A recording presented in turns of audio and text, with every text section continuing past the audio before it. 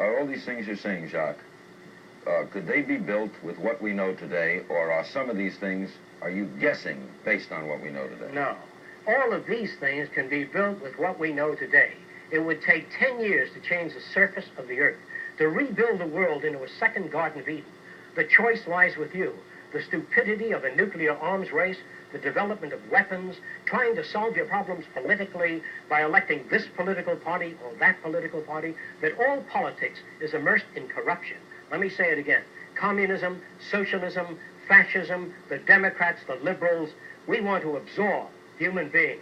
All organizations that believe in a better life for man, there are no Negro problems or Polish problems or Jewish problems or Greek problems or women's problems. They're human problems.